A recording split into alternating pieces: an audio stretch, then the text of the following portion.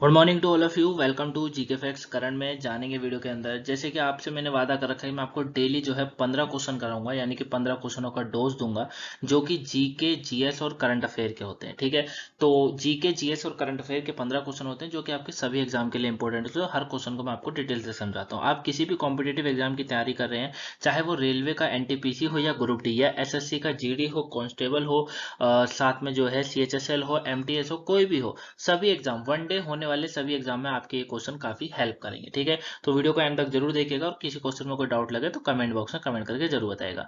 PDF जो मिलेगा बच्चा आपको टेलीग्राम पर मिल जाएगा। टेलीग्राम का लिंक कहाँ पर है? टेलीग्राम का लिंक है डिस्क्रिप्शन में। ठीक है, वहां पर आप जो है टेलीग्राम हमें ज्वाइन कर सकते हैं और वहां से अपना पीडीएफ और साथ में क्वेश्चनों को पा सकते हैं। ठीक है, चलिए स्टार्ट करते हैं। जानते हैं सबसे पहला क्वेश्चन। फर्स्ट क्वेश्चन है, स्थायी बंदोबस्त के तहत जमींदार द्वारा जो एकत्रित किए जाने वाला कुल राजस्व का कितना हिस्सा ब्रिटिश सरकार को दिया जाना था? तो जो स्थायी बंदोबस्त व्यवस्था थी, आपको पता होगा स्थायी बंदोबस्त, अगर आपने हिस्ट्री पढ़ी होगी तो जो ये स्थायी बंदोबस्त व्यवस्था थी, इसके तहत जो जमींदार थे उनके द्वारा जो एकत्रित किया जाने वाला कुल राजस्व था, यानी कि आप ये कह सकते हैं कि जो टैक्स था उसका कितना प्रतिशत यानी कि कितना हिस्सा ब्रिटिश सरकार को दिया जाता था?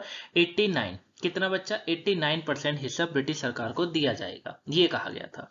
जबकि 11% वाला जो हिस्सा था, अभी आप कहोगे सर लिया तो 100% जाता था, बिल्कुल सही बात है, लेकिन 11% वाला जो हिस्सा था वो जमींदार को दिया जाएगा, ये बोला गया था।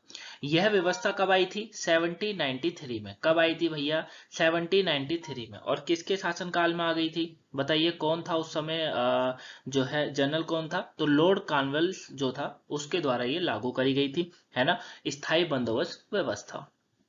नेक्स्ट क्वेश्चन है, नेक्स्ट है 1857 के विद्रोह के बाद ब्रिटिश सरकार ने गवर्नमेंट ऑफ इंडिया एक्ट 1858 के द्वारा प्रत्यक्ष रूप में भारत सरकार का कार्य अपने हाथों में लिया। इस एक्ट के तहत सारी वित्तीय विधेयक व प्रशासनिक शक्तियां किसके पास थी? किसके पास थी? भारत के राज्य सचिव और उसके परिषद के पास, यानी कि इसका जो है सी ऑप्शन बिल्कुल राइट आंसर है। याद रखिएगा कि भारत के राज्य सचिव और उसके परिषद के पास जो है क्या थी? 1857 के विद्रोह के बाद ब्रिटिश सरकार ने गवर्नमेंट ऑफ इंडिया एक्ट जो 1858 लाई थी उसके द्वारा प्रत्यक्ष रूप से भारत सरकार का कार्य अपने हाथों में जो लिया था, वो इसका जो कार्य संभाला था, मतलब शक्तियां जो दे दी गई थी वो भारत के राज्य सचिव को और उसके परिषद को दे दी गई थी। ठीक है, ये आपको याद रखना है, इंपॉर्टेंट है। अब भारत सचिव ब्रिटिश कैबिनेट मंत्री होते थे। भारत के जो सचिव होते थे वो ब्रिटिश कैबिनेट के मंत्री होते थे और वह इंडिया ऑफिस का अध्यक्ष भी होता था।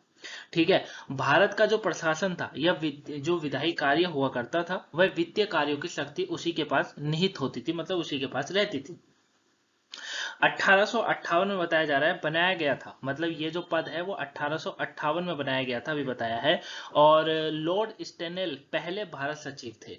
ठीक है, याद रखिएगा। नेक्स्ट क्वेश्चन की बात करते हैं। नेक्स्ट 27 मार्च 1668 में ईस्ट इंडिया कंपनी ने बॉम्बे को किससे लीज पर लिया था? किससे लिया था? ब्रिटिश साम्राज्य से। किससे? ब्रिटिश साम्राज्य, यानी कि ए बिल्कुल राइट आंसर है।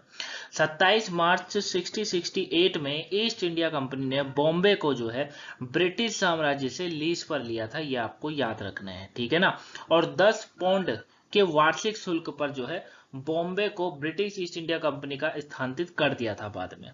ठीक, चलिए नेक्स्ट क्वेश्चन की बात करें। चार्ल्स द्वितीय था उनका नाम, जिसको बोला गया था। निम्नलिखित में, अब यहाँ से हाँ, निम्नलिखित में से किसने आरजी हुकूमत नामक निर्विसित सरकार का स्थापना करी थी? तो किसने करी थी? ये करी थी समलदास गांधी ने। किसने? समलदास गांधी ने करी थी, याद रखिएगा, आरजी हुकूमत नाम के। ठीक है, एक आंदोलन भी था जो जूनागढ़ के नवाब के पाकिस्तान में शामिल होने के फैसले के विरुद्ध के रूप में किया गया था उस समय, है ना। चलिए, तो याद रखिएगा, इंपॉर्टेंट है। पॉलिटिकल स्टार्ट करते हैं। ब्लॉक स्तर पर प्रशासनिक प्राधिकरण कौन सा है? बताइए, ब्लॉक स्तर पर तो यह है पंचायती समिति। ठीक है, ब्लॉक स्तर पर अगर बात करेंगे तो पंचायती समिति है जो कि प्रशासनिक प्राधिकरण है। ठीक है, ब्लॉक स्तर पर। ठीक, भारत में 3 प्रशासनिक प्राधिकरण है। पहला ग्रामीण स्तर पर ग्राम पंचायत, दूसरा है ब्लॉक स्तर पर पंचायती समिति और तीसरा है जिला स्तर पर जिला पंचायती। तो ये जो है पंचायती समिति होती है, ये आपको याद रखना है। कोई वित्त विधायक धन विधायक है या नहीं, इसका निर्धारण कौन करता है। मोस्ट पॉपुलर क्वेश्चन है पॉलिटिकल का, काफी बार एग्जामिनर पूछ लेता है। तो इसका जो निर्णय लेता है वो लोकसभा का स्पीकर लेता है, ये आपको पता होगा। संविधान का एक अनुच्छेद है, एक आर्टिकल है जिसका नाम है आर्टिकल 110। क्या नाम है? आर्टिकल 110। क्या नाम है? आर्टिकल 110। और 110 कहता है कि कोई विधायक धन विधायक है या नहीं, इसका निर्णय कौन लेगा। इसका निर्णय जो है स्पीकर के द्वारा लिया जाता है। ठीक है।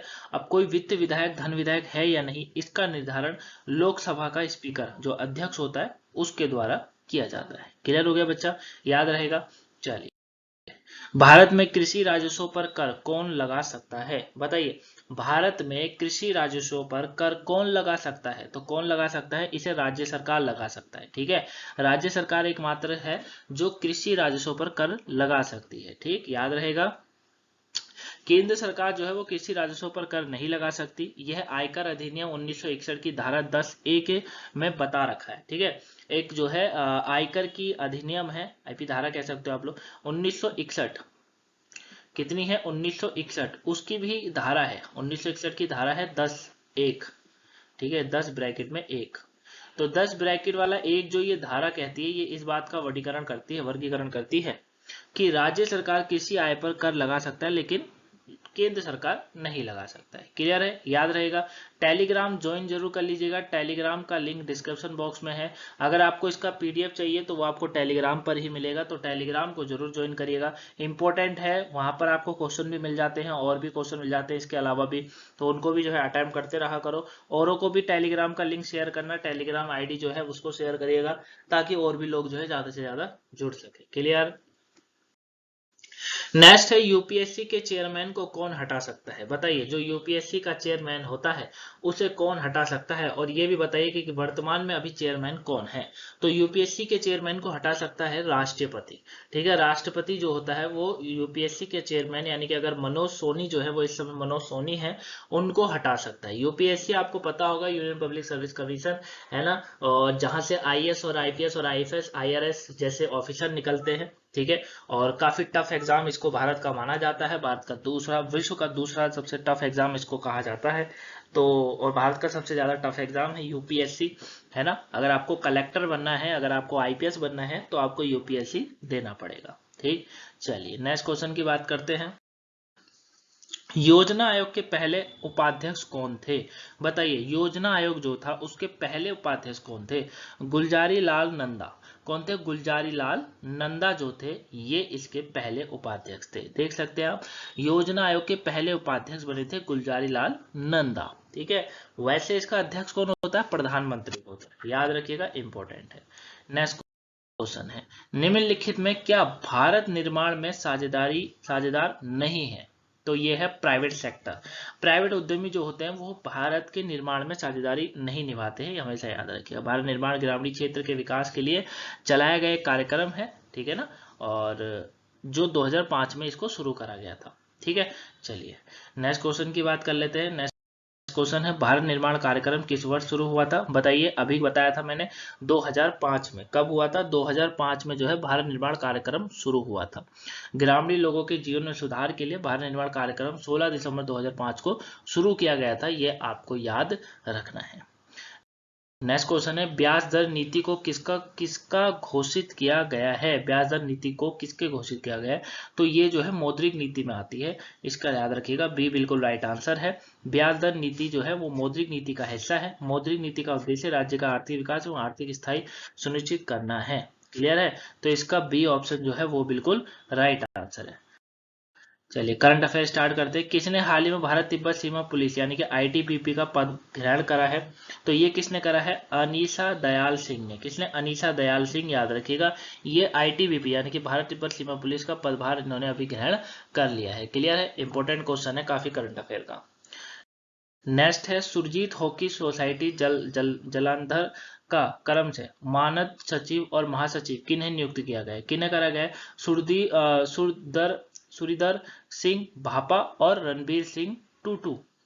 ठीक है, सुरिंदर सिंह भापा और रणबीर सिंह टूटू, यानी कि बी बिल्कुल राइट आंसर है, इनको करा गया है। ठीक है ना, महासचिव जो है नियुक्त करा गया, यानी कि मानद सचिव और महासचिव दोनों नियुक्त करे गए, आपको याद रखना है। लास्ट क्वेश्चन है आज का, पर्यटन को प्रोत्साहन देने के लिए कौन सा शहर साहसिक पर्यटन का केंद्र बनेगा? कौन सा बनेगा? जम्मू बनेगा।